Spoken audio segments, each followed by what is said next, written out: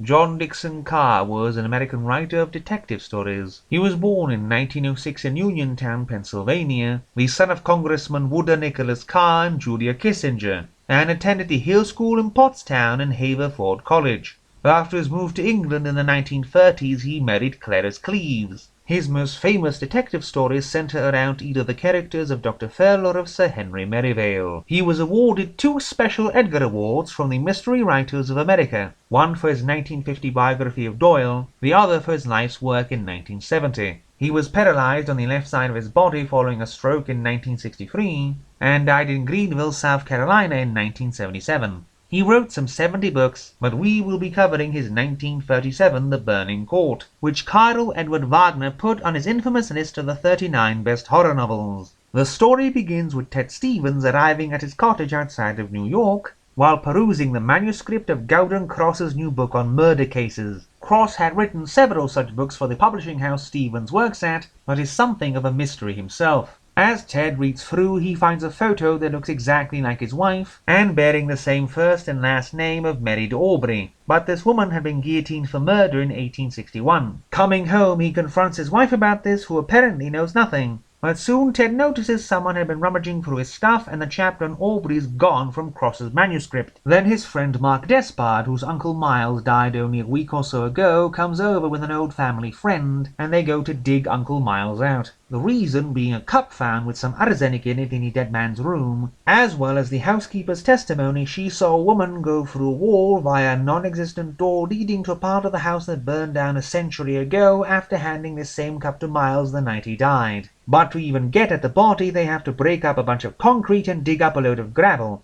as the Despard family buries and concretes over the entrance of their family crypt underground for some reason. And then they found the body is gone from the crypt and Mary disappears the next day. Mark's brother Ogden is a nuisance and sends telegrams to the police to get them investigating, and then Gowden Cross himself comes along having brought Mary back. He then tells Ted her story about a crazy aunt who told her she's a reincarnated satanic poisoning murderess, and kept traumatizing her with fire and funnels, and that is why she went crazy and did some suspicious things to possibly incriminate her in Miles' death. Cross then comes to the house and explains how Mark and the nurse, really his old flame Jeanette, were the ones who murdered Miles, and how Jeanette planned to pin this on Mark's wife, and how Mark decided to make up everything fantastic about the case in order to lure them off the scent, before Cross dies of sudden cyanide poisoning and Jeanette is arrested. Except none of that is true. For about 80 pages the book demolishes all the supernatural atmosphere it had built up by rather tedious detection and uncovering how the body was moved from the crypt, and how the mysterious door was just a different door seen in a mirror, only for the last 3 pages to reveal Mary was not adopted, like Ross said, and that she really is the reincarnated satanic poisoner who committed all the murders in the book.